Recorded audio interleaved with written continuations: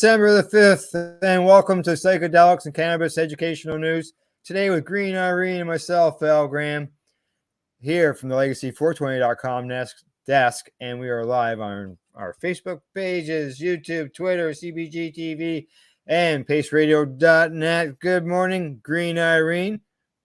Good morning, Al. Good morning, listeners and viewers. I feel, I'm starting to feel like maybe there's a calling for me. On Thursday, I played Reverend Cindy. Today, I'm playing Reverend Kelly. But you know what? It's fun, and it's cool because I was kind of losing track of what was happening in the industry. Wasn't paying that much attention to the news. And in the last week or so, boom, I'm right back in there. So it's really cool to be back up to date. You hadn't filled in quite a while, and here you are back to back filling in. Like you said, you had to fill in for Cindy on Thursday. Today, Kelly is away. She's getting ready for the Kind Winter Fair. It's being held in Toronto on Wednesday and Thursday nights. Which is going to be very exciting. And anybody that's interested, please look them up online and do what you can to get into that event. It's all licensed producers, and it's a cannabis event. And you went to one in the summer. You were saying that was quite interesting. There were some producers there, but I found what it was a lot of small cannabis companies, like the stores. Okay. It was the actual people who own the stores and stuff that had booths and things like that. There was a sachet area where people could go to the lounge. And then there was music that was always playing all the time, and vendors, people could buy things. Oh, very nice. Well, as you know, I've been doing that tour of the dispensaries for the latter part of 2022 and putting together some footage and stuff. So I may recognize a few friendly faces there, hopefully. and who knows, maybe make a connection so you could maybe interview these people and still add it to yours and Cindy's show. Absolutely. Right. Yeah. Because her and I, we both like to go into these different dispensaries, both on and off reserve, and check out what's new, exciting, and interesting. So going to this type of event is going to be a lot of fun, I think. I think you'll have a good time. All right. And we're going to be broadcasting it live. We're heading down on CBG TV. All right, here we go. First story of the day. This one comes to us from StratCan. Headline says, survey shows increase of drivers in Ontario consuming cannabis edibles. So a newly released survey from the Canadian Automobile Association, South Central Ontario, shows about 1/4 of drivers in the province say they had recently consumed an edible prior to operating a motor vehicle. This survey showed that 26% of respondents in Ontario admit to consuming an edible prior to driving, an increase from a similar survey in 2019, which was only 16% being comfortable with the admission. The organization says in a press release that with approximately 10 million Ontario drivers, 26% equals to about 156,000 drivers have driven high on edibles in the last 3 months. Now, according to Michael Stewart, a community relations consultant at CAA, says it's shocking that we're seeing this many people who are getting behind the wheel while high. Our data shows an alarming trend in the use of edibles and driving. With the growing popularity of cookies, gummies, and chocolates since legalization, the use of edibles continues to rise, and so do people who drive high on edibles. I do have a question, though. I wonder, do we know that they're high, or they're just admitted to consuming beforehand?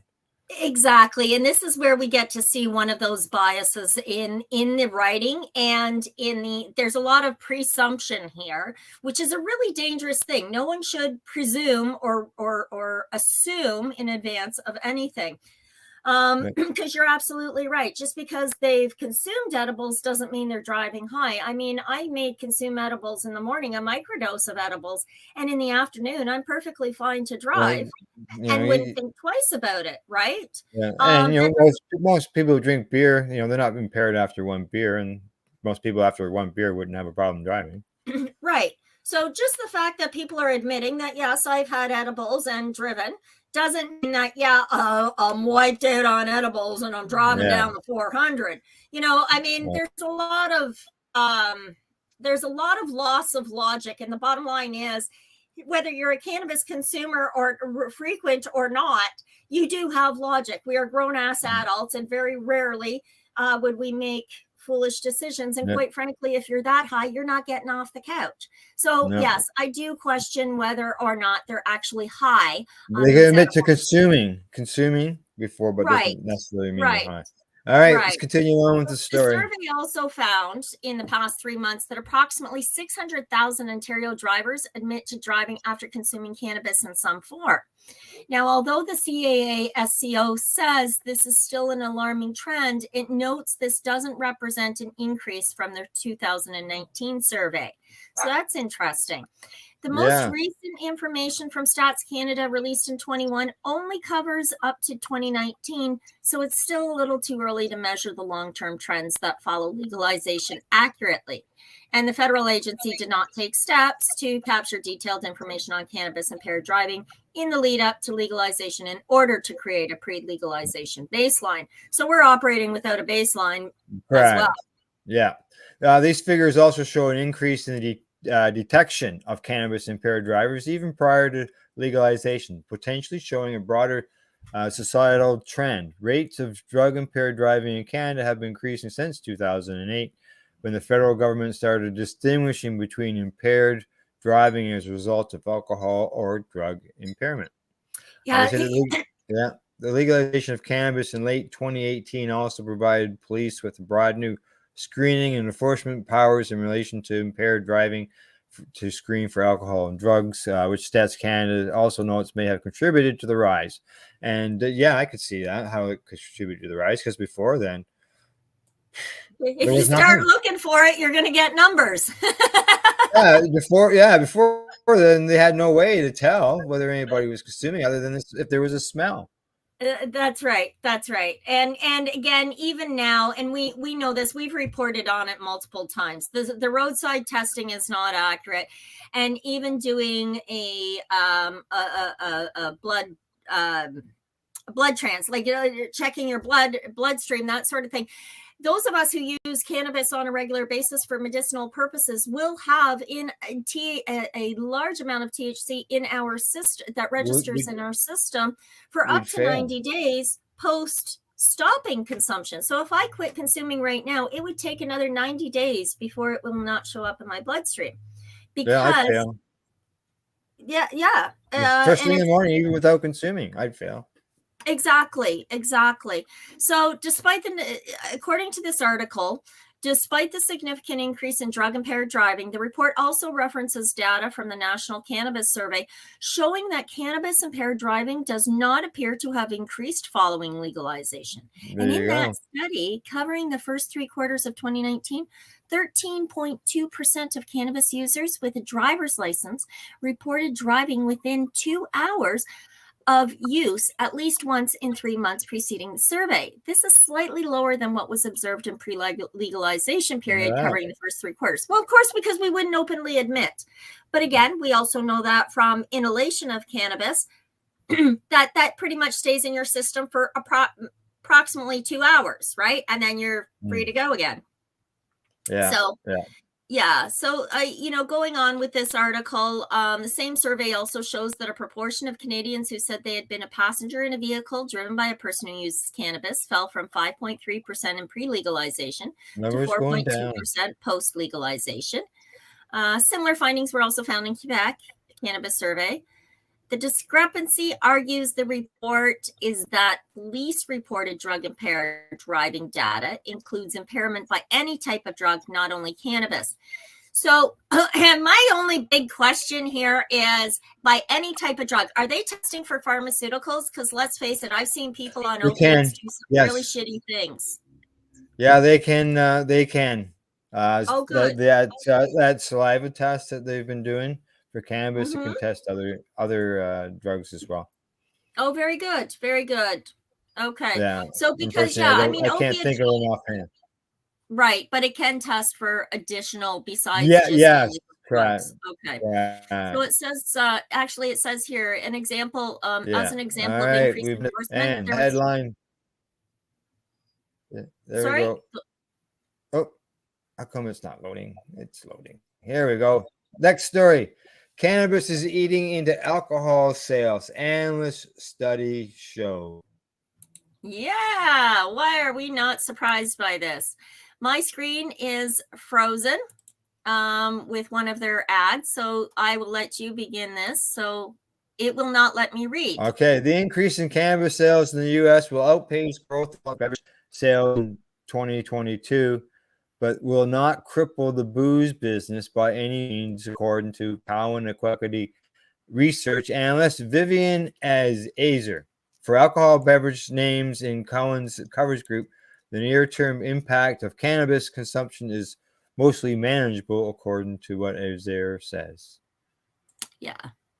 And, I'm looking actually on the screen of the Market Watch here, and, he reiterates, he talks about there's an increase in U.S.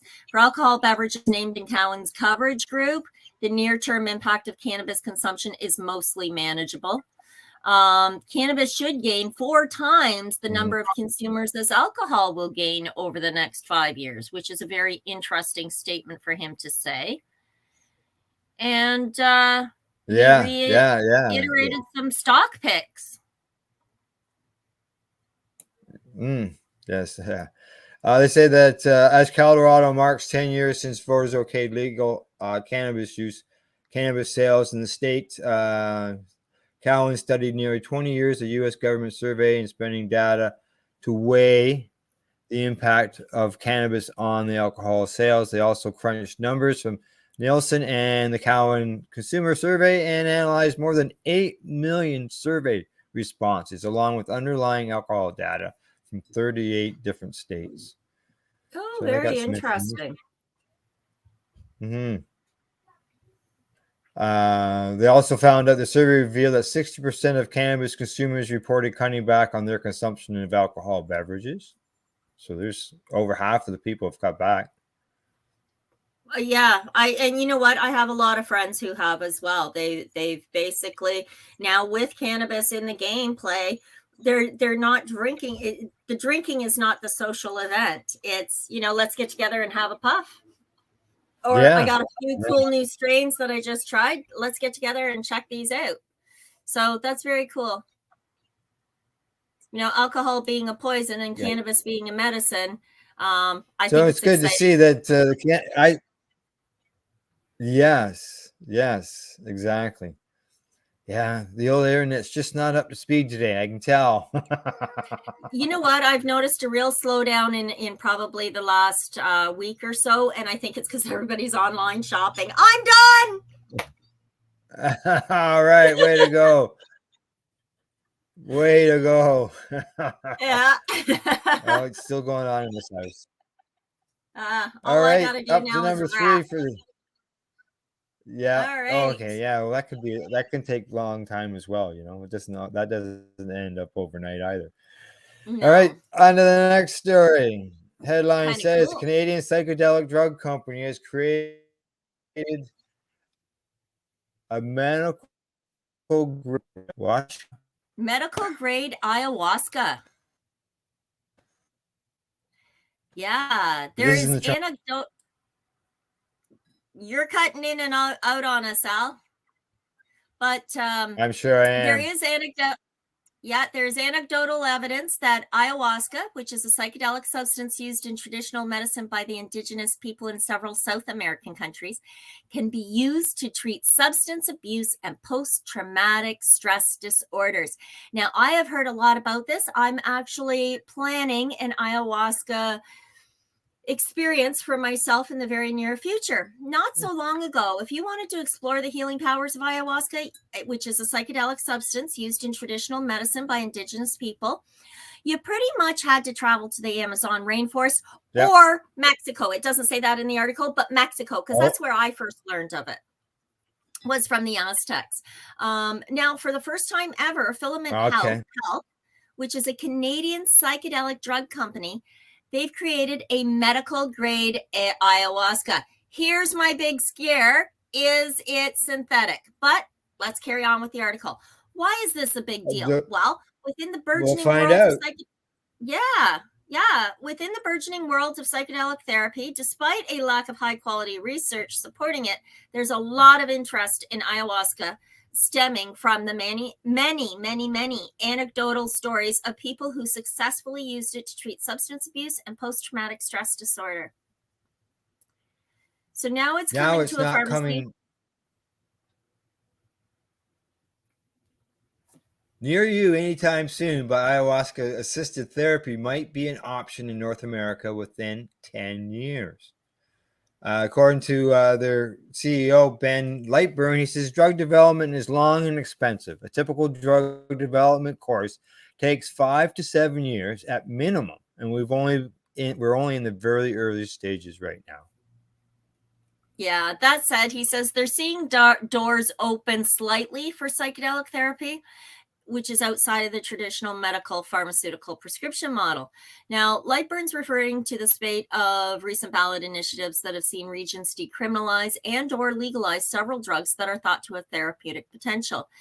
In the US, for example, psilocybin, one of the active ingredients in psychedelic mushrooms, has been decriminalized in Denver, Oakland, Seattle, Washington, among other American cities. And in 2020, the state of Oregon went further by actually legalizing the therapeutic use of mushrooms. Then earlier this month, residents of Colorado voted to join Oregon in the vanguard of the psychedelic renaissance, legalizing psilocybin and at the same time decriminalizing the use of several similar substances, including DMT, which I cannot pronounce, and which is a naturally occurring alkaloid that's also the psychoactive ingredient in ayahuasca. Yeah, that word I can't pronounce. Now, what's scaring me here is this doesn't sound like it's going to be the natural ayahuasca. And I think it's really important that we do stick with the most basic, right? Yeah. We like to stick with the natural things.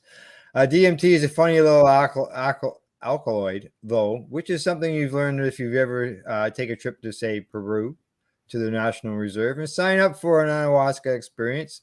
If you consume DMT or the ayahuasca vine in which it is found on its own, you wouldn't feel any effects from it. Our enzymes break it down, rendering its psychoactive properties inactive. To get around that, shamans who practice traditional medicine in Peru mix it with another plant, a shrub, that at least in that region is called the chacruna. Chacruna. The shrub is rich in the compound that is monoamine oxidase inhibitor, which stops your body's enzymes from doing their job. So it shuts down your body from doing what it's supposed to do. And they say a fun fact is that this stuff is used as an antidepressant in the 1960s. So the MAOI, which is, it's kind of a difficult, challenging word to say, but it's monoamine oxidase inhibitor. And that's one of the chemicals in our brain. So using this in the antidepressants of the 60s, what it would do is it would inhibit this chemical that was starting up that would suppress things like serotonin, which would kind of bring you down and all the rest. So this MAOI was very effective at reducing that chemical that did all that in the brain. All the brain activity. My brain just went 100 miles an hour and I'm 3 weeks ahead of us. So all ayahuasca brews use both ingredients of the chacruna as well as the ayahuasca itself from the vine. But some use some more. There are actually thousands of different recipes, and working with the ethnopharmacologists at McKenna Academy, Filament is sourcing one of the traditional preparations to extract the medical grade ayahuasca. Now, that's a unique approach since most other drug developers have concentrated on synthetic ayahuasca or finding other ways to administer DMT intravenously or through inhalation. Oh, so he's actually trying to go au natural here. Yes, exactly. Okay. There's the answer to your question. There it is. So why is filament taking Lightburn, a of course, long road? partially. Go ahead. Yeah, okay. I haven't got a clue, but it says that partially because ayahuasca has actually been studied a fair bit in, as we call it, the wild. And that's interesting about it. That is that the FDA has what it's called a botanical drug pathway. So when you're making a drug based on a natural substance that's been in traditional use, you can actually use the historical evidence for the safety and efficacy of that particular botanical substance in support of your application. Well, how come you can't do that with cannabis? Well, I was just wondering the same thing. So if this botanical drug pathway exists, why can't that be used for cannabis? That doesn't seem to make a lot of sense to me. Lightburn is hoping that filament's medical grade substance, which has standardized and measurable levels of active ingredients, maybe that's why, will make it possible for researchers to conduct proper clinical trials. He's working towards an FDA-approved trial next year.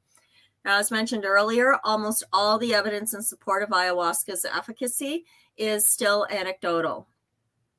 Yep, there are lots of stories that support the promise of the treatment, though aside from the many Joe Rogan and GOOP followers who've either gone to the rainforest or availed themselves of services offered by traveling shamans, something that's becoming more common, there's evidence that it's been in use for at least 1,000 years in North America. Yes. And that points to another reason that wow. Yeah, and that points to the other reason that Filament is focused on starting with actual ayahuasca brew as opposed to the shortcuts and workarounds.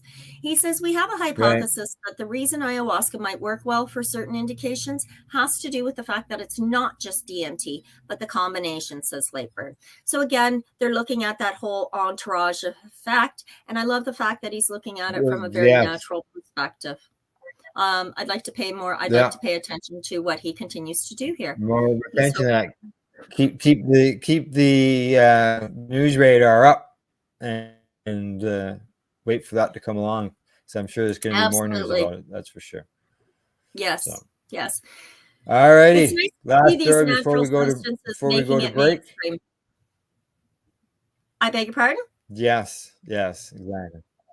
You ready? Here we go. Next story. It's Canadian cannabis companies are coping with the government's deregulation CBD distribution.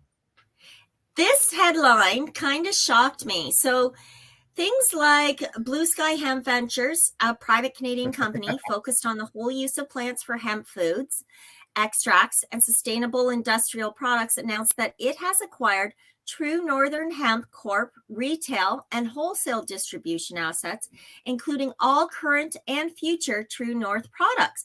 True North is one of my favorite dispensaries to attend, so I wonder how this is going to change their display. True North is a leading I don't know if it's a dispensary.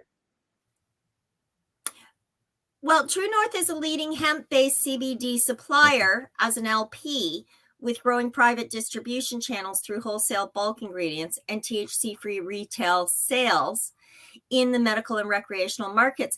But there's also the True North Hemp or True North cannabis retail store that's licensed through the OCS, the dispensary. Correct. And they offer as one of their personalized products, the True North CBD product. Okay, all right. So Brett Halverson, he's the president and chief financial officer at the company, says, we're delighted to see our distribution companies become a part of the Blue Sky organization.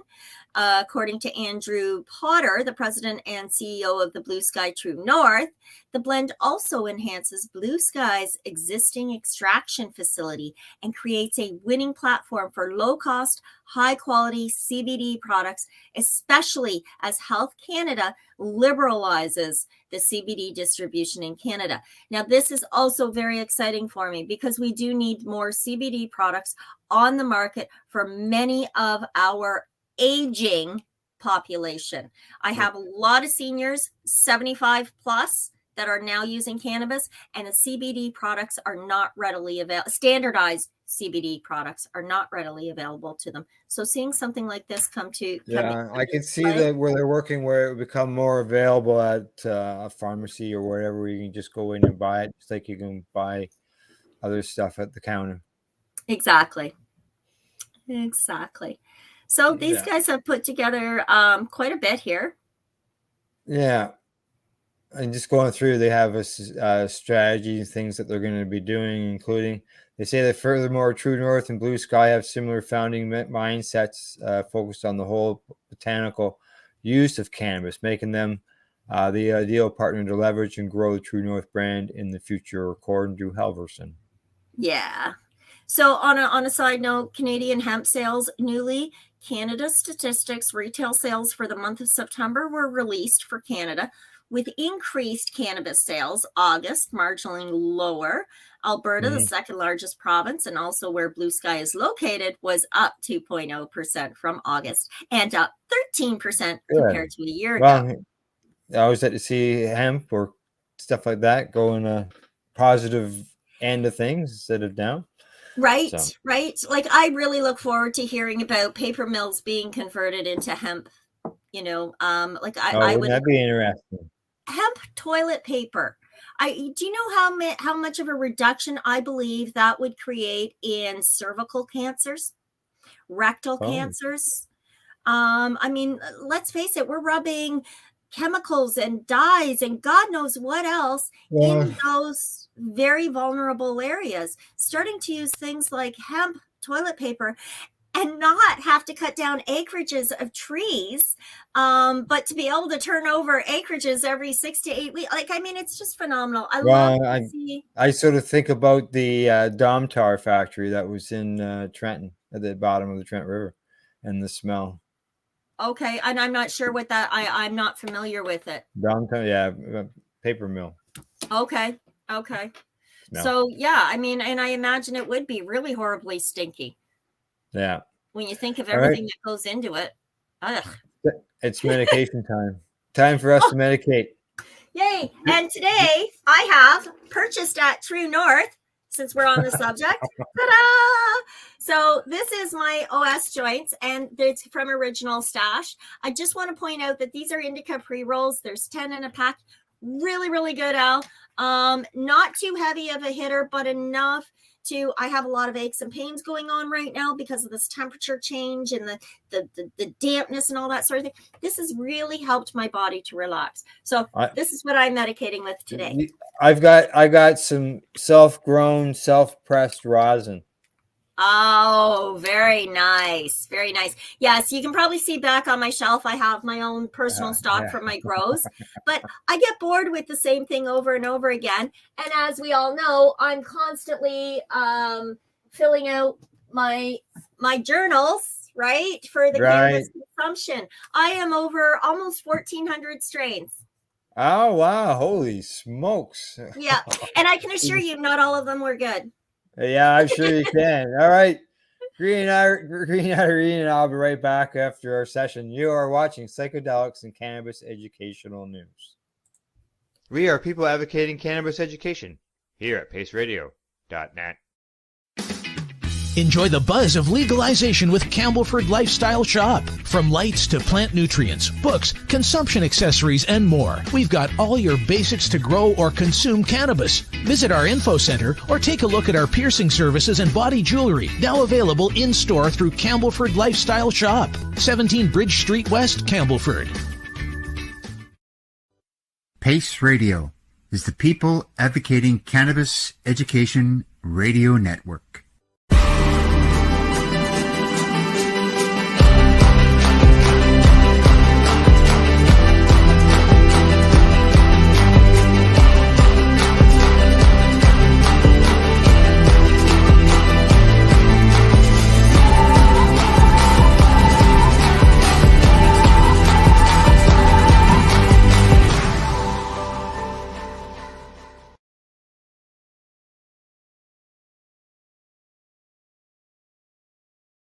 Did you know that the Pace Radio Network isn't just a radio network? That's right, because most, but not all of our programming is now done via video, and is then podcasted at paceradio.net. So if you want to watch our programming, you'll find us on the Pace Radio Network's Facebook page, plus the show's own page, and you'll find us live on the network's YouTube channel.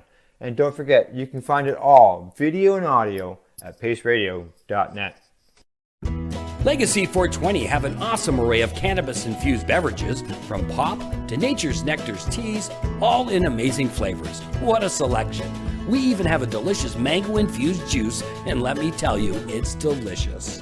Everything is infused in-house, so we buy our syrup from, the same place where everybody else buys their syrup for their pop, and the infusion is done in the lab. It's all canned here, labeled here, produced 100% on Tyendinaga.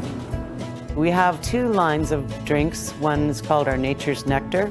That was our original line that we came out with. And then we also have a line under the Red E brand.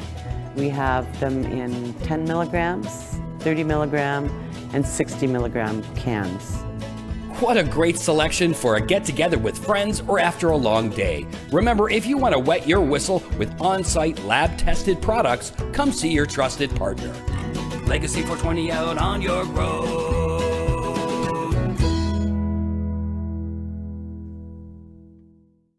You're listening to the Pace Radio Network here at paceradio.net. Legacy 420. I love their commercials. I really do. And do you know, they have amazing products there. I love their Nature's Nectar. I got to try some this summer. Oh, there you go. Look at you. Look at that, eh? You saw that in the commercial too, eh? I did, yes. And 30 milligrams. Perfect. And you know what? That seems to be, even for me, I find that's kind of the right dosage on your average day. Yeah, exactly. Well, you say, get ready to the next stories. Sure. All right, here we go. Yeah. First up, the Nevada doles out consumption lounge licenses. Geez, I wish we do this for real. So, if they're doing that, I guess Legacy 420 can get some of their juices over there, because I bet you that would make for a beautiful juice bar. Anyway, the Cannabis Control Board randomly selected 20 operators in the random lottery. Remember that? During legalization in Canada? Yeah, lottery results for Nevada cannabis consumption lounge licenses have rolled in. And during a live stream on Wednesday, Nevada's Cannabis Compliance Board, the CCB, selected the winning applicants using a random number selector software. The state picked 20 independent lounge licenses for businesses looking to build out new facilities and sell product from other operators, with half of those licenses designated for social equity applications. Social equity license winners were selected from a pool of 30 eligible applicants. Non-social equity applicants had a pool of 49. The CCB plans to issue 2 types of lounge licenses, with another set of permits issued to currently licensed retailers to build lounges in their existing retail operations. The board said that no competitive process is required for the second round of licenses. Can you just imagine that, Irene? If we had that here in Ontario, where a store could have a lounge attached to it?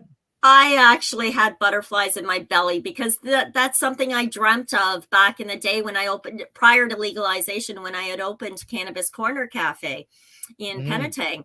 The idea of a lounge for consumption, it's beautiful. It's a wonderful environment. It's a peaceful environment. It's genuinely the epitome of the word lounge. It's a lounge. You're there lounging, right. Relaxing. Exactly. Right. Now, the news comes more than a year after the state legislature passed a law paving the way for a new business model, allowing state businesses to sell cannabis and have visitors smoke on site in the same fashion as bars. I think it's beautiful. Now, Las Vegas City Council in September approved an opt-in as the way to remedy the long-standing lack of legal consumption areas for scores of annual Las Vegas tourists. Yeah, because you couldn't smoke publicly there. You could smoke it, but you couldn't smoke publicly. So what do you do with tourists? Right. And especially, yeah, it's a tourist city. So here in the article, they actually have a link to the CCV releases of their final figures, et cetera, et cetera. Cannabis sales have typically been restricted to only licensed retailers, with the consumption lounge business model typically based on membership dues and other alternative revenue streams.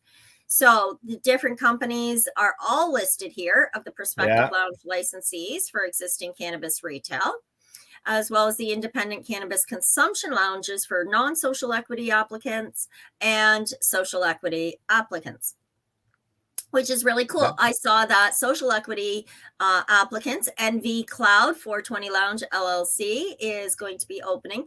NV Nevada is somebody that I have been following online through social media for a little while.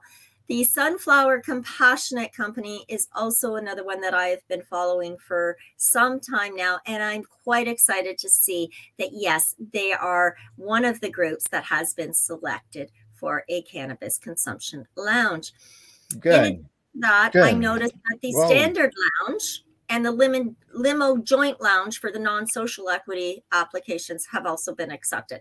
So congratulations, boys and girls, ladies and gentlemen, all of you. I can't wait for a personal invitation to come visit. Al and I will be there, and we'll report for you. Yeah, okay. I don't know if I'll be able to get to Las Vegas, but try. Oh, come on. I can fit you in my suitcase. So yeah, that's quite exciting for Las Vegas, and I'd love to see that. I'm practicing so I can fit into Glenn's. Oh, there you go. Well, hey, yeah, exactly. You might have to make some room though, because I can fit into a pillowcase, and I'm already making plans.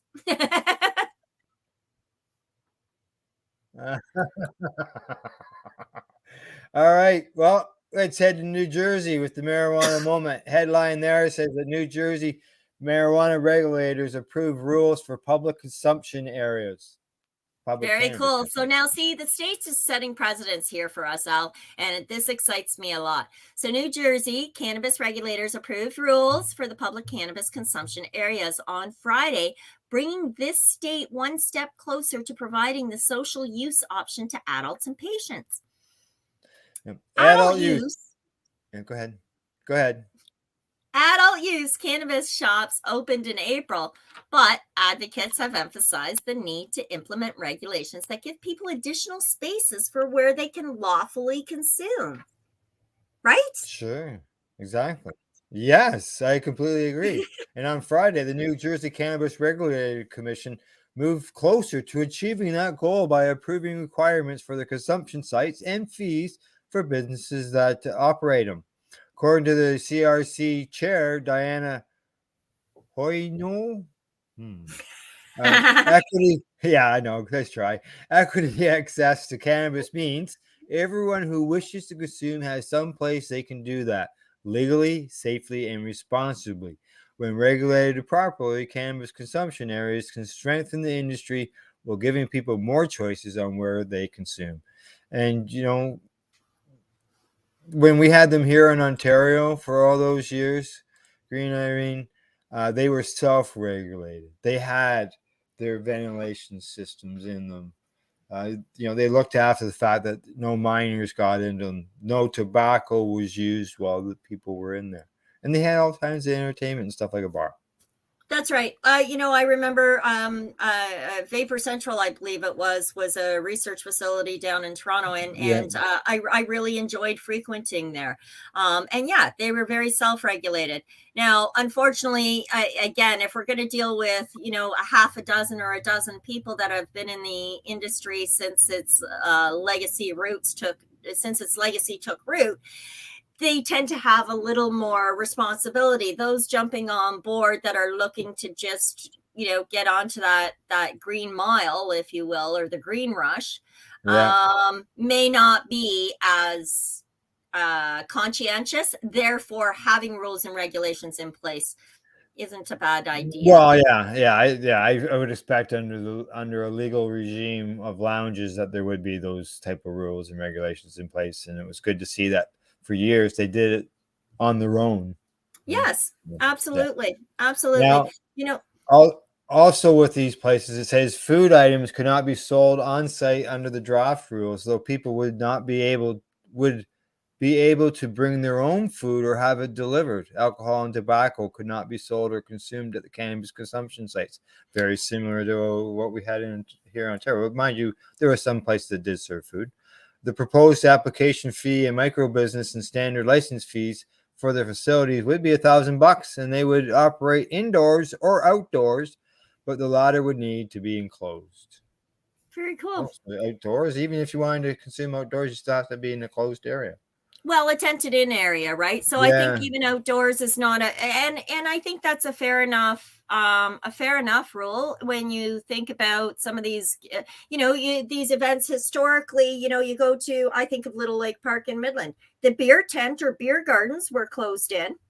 Why wouldn't the bud base area? Yeah, a little fenced off area, just so that it's identified as this is the area for consumption. And I think that's very realistic. So couple of people here, they say, I'm very excited that we're pushing this forward because it's a safe space for consumers and patients, said one commissioner. It's definitely another stride for commission. So I'm really excited that we're able to put this together in a timely manner. Now, before the rules are finalized, they will be posted in a New Jersey register, after which point they will be subject to a 60-day public comment period, which is kind of interesting. I don't know that we necessarily do that here in Ontario. Well, when it comes to a bar getting a license, they do have a notification, or even a cannabis store to open. We have a 14-day period where they have to have a sign in the window, and people can comment. So this is really cool. And maybe with them setting precedents, New Jersey being not that far from Ontario, with any luck at all, we'll be able to use them as some sort of template to say, look, we were doing it before, we did it before legalization. These guys implemented it with legalization. We'd like to do it again ourselves. Correct. And let's do this. Correct. Yes, exactly. They say, furthermore, the CRC approved 113 conditional cannabis licenses, 8 annual licenses, and 6 conversions from conditional to annual. They said the public consumption development in New Jersey comes just days after the Nevada regulators announced the winners, which we covered in the last story. And in 2019, Alaska became the first state to enact regulations that provide for the on-site use option at dispensaries.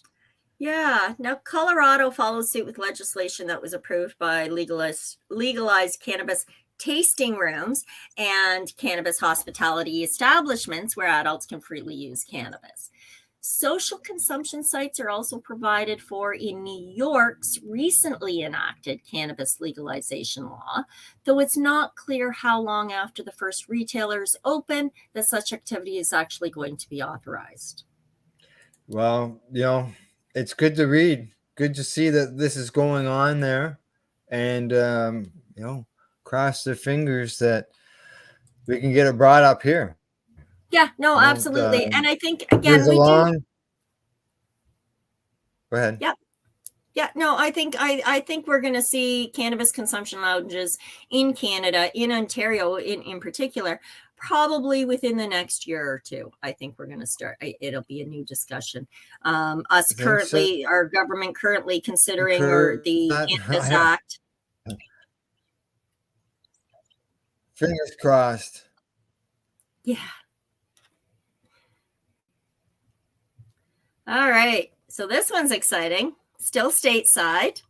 Next story. Yeah, lounges would be a provincial thing. That won't have anything to do with the Cannabis Act. That'd be up to the provinces. I think so too. I can see that. Yeah. And they're not even focused on that end of things. So, all right. On to our next story. Yes. Oregon store openly selling psychedelic mushrooms. Line forms as authorities are nowhere to be seen.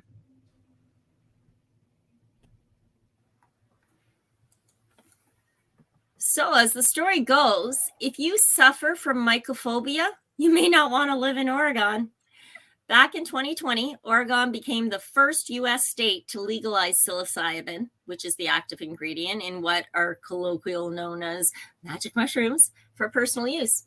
And as CNN reported in November, more than 1.2 million Oregonians, or 55.7% of voters, voted in favor of legalizing it. Wow. Right? Well, the vote Right? happened 2 years ago. The application process to become a service center or facilitator isn't slated to begin until January of 2023. Wow. So there shouldn't be any long lines of consumers waiting to ingest some psychedelic fungi in the state, or at least not for another month or so. So why then are there long lines of customers waiting to purchase said psilocybin outside of the Shroom House in Oregon? Well, according to Coin TV, that's KOIN TV in Portland, there apparently shouldn't be. And as Shroom House's entire operation is still currently illegal. Oh, because they haven't enacted the things yet. A former Shroom House employee identified his case, reached out to Coin, voicing concerns about the potential illegal selling of psilocybin after he knew something wasn't right about what was happening. Disgruntled employees. Yeah. I was led to believe by management at the Shroom House that this was the first medicinally licensed and sanctioned place to buy psychedelics in the state of Oregon. He says they're breaking all sorts of laws over there. So he's saying he was misled. Yeah, I find that hard to believe. It should be noted that there are quite a few caveats about purchasing psilocybin in Oregon, even when it's eventually legal. CNN reported psilocybin must be administered at licensed service centers under the direction of trained facilitators who need to pass testing to qualify. Sounds similar to cannabis. It's quite different from the legalized cannabis in Oregon. I just said it sounds quite similar, which can be purchased and consumed at home without supervision. Oh, so they're saying if you're going to have mushrooms, you've got to have somebody with. You've got to right. Huh. It sounds like the shaman experience. Right. That's what it sounds like to me. Perhaps trying to exercise some sort of loophole, the Shroom House owner told Coin that the store is not a dispensary, it's a health and wellness shop. Colwell, for his part, wasn't buying that line of reasoning.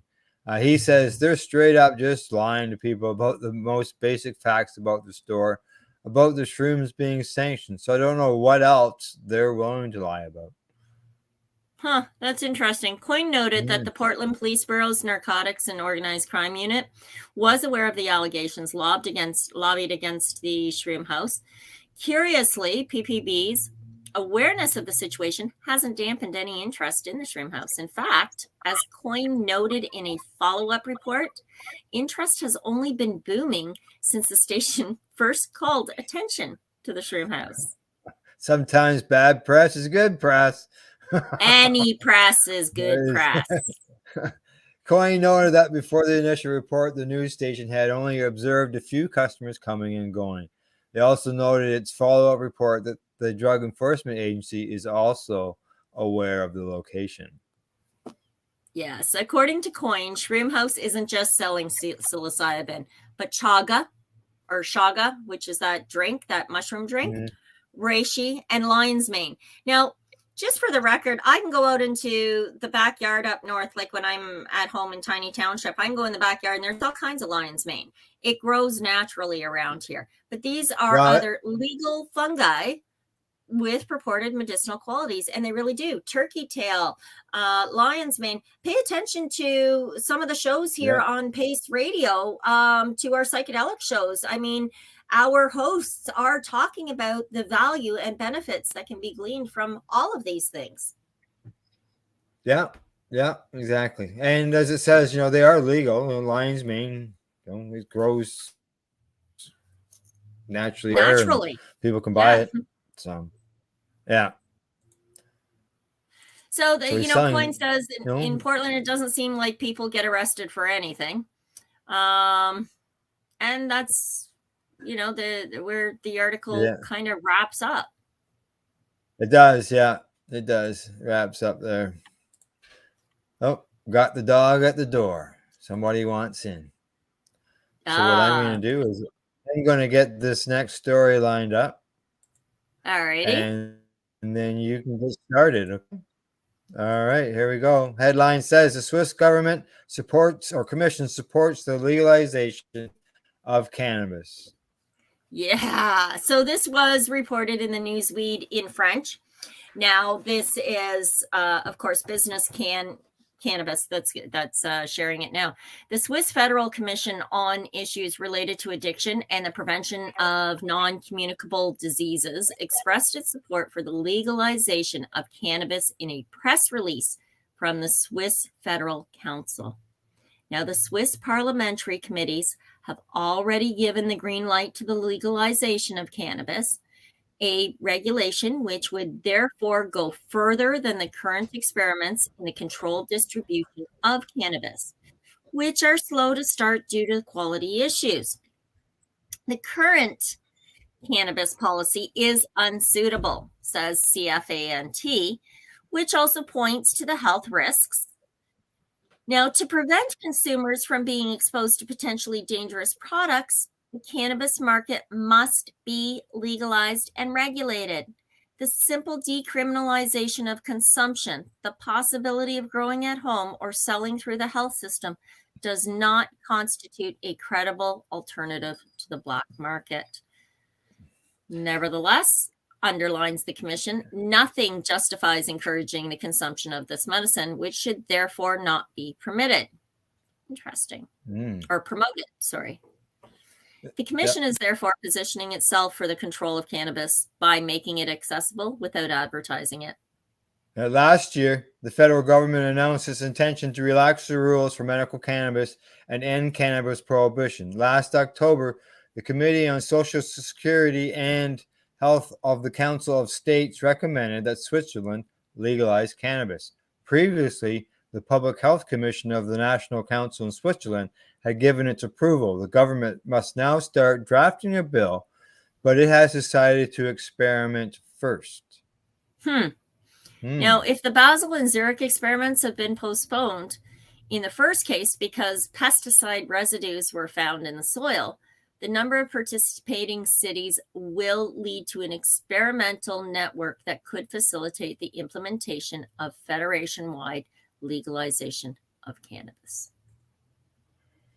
Well, there you go. Looks like we got another country that's joining the legalization train.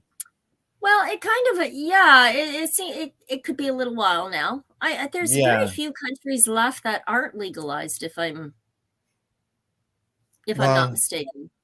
It seems that way, but I gotta believe that there's probably several. Like just look south of us. They haven't got. I guess I do have a bit of a skewed perspective because I tend to run in circles that are cannabis community minded. But I think how many countries are there globally? 300, 400 countries, let's say. And I'm pretty sure. But it's usually done really slowly. It takes years for them to switch over, other than maybe Thailand, who all of a sudden just said it was legal and then gave them away 1 million plants. And now they're sort of backtracking a little bit and putting some rules in place. Yeah, it's interesting to see as things evolved, eh? Yeah. Oh yeah, seeing all the different countries join in on it, and it just takes one or two, and then slowly the dominoes start to fall, and as I say, another brick comes out of the wall, and eventually it'll collapse. Another brick in the wall. That's right. So yeah, exactly. Well, do you want to put a plug in for your books? Oh, sure. Yes. You know what we're talking about? Yeah, we're talking about all this cannabis and all this cannabis consumption. Something you guys really want to look into is getting a cannabis consumption companion. Now, here, every single page like this will show you how to, you can keep track of what you got, what the strain name is, what the cannabinoid profile is, what the terpene profile is, what your thoughts on it were, and how it made you feel. Keeping track of all this, you can refer back to it at any point in time. If you're talking with your doctor, or just talking with your buddies. Yeah, shit, I tried something last week, man. I don't remember what it was. Well, grab my book. It's on the table. Well, now, hey, as Cindy just told you. Oh, yes. So working with a psychiatrist now, the psychiatrist had really strayed away from prescribing cannabis because she wasn't sure how her patients were using it. And having seen volume 1 of the Cannabis Consumption Guide, she got all excited and said, you know what, this is a fantastic tool, and she will re-prescribe. She is going to start prescribing cannabis again for her patients, providing that they use a cannabis consumption journal. Yeah, I know, eh? Isn't that nice? Isn't that fabulous? Got support. Yes, it is. Doctor. But I mean, it's a brilliant idea, both from a recreational perspective as well as a therapeutic, right? I mean, therapeutically, I like to keep track of more details than this when I'm working with clients, because I'm really searching to dig deep to find their ultimate strain cannabis profile, right? Their cannabinoid profile that works without having to send them for blood tests to say Lobo Labs or something. Right. All right. We've got to go. I'm watching the clock. Yes, we do. Sorry. All right. Where do they find your book? Oh, you can find me on Amazon. Just look up the Info is Power series. A number of books are showing up on that bookshelf. Currently, this is the only one that is available at this moment in time because formatting takes a lot longer than I anticipated. All right. All right. That's our report for December the 5th, 2022. And we're live and from the Legacy420.com news desk. We'd like to say thanks to our buds, Campbellford Lifestyle Shop, plus Legacy420.com. And in closing, we'd like to say thanks for tuning in. And don't forget to educate, medicate, and do not incarcerate. You're listening to the Pace Radio Network here at paceradio.net. The views expressed by the individuals during this broadcast are their own opinions, and they may not be the same as those of their group or other organizations they may be involved with. When you have a pain that's reached its peak, Legacy for 20, it's so unique. If organic cannabis is what you seek, here's your trusted partners 7 days a week. Suppository salves, vapes and drops, topicals, edibles, infused pop. Just when life seems like it ain't easy, at Legacy 420, enjoy a pop freezy. Lab tested products, make them the GOAT. Legacy 420 out on your road. Legacy 420 in Tyendinaga Mohawk territory. Indigenous organic cannabis at its finest. What do you find at paceradio.net? People advocating cannabis education. Enjoy the buzz of legalization with Campbellford Lifestyle Shop. From lights to plant nutrients, books, consumption accessories, and more, we've got all your basics to grow or consume cannabis. Visit our info center or take a look at our piercing services and body jewelry, now available in-store through Campbellford Lifestyle Shop, 17 Bridge Street West, Campbellford.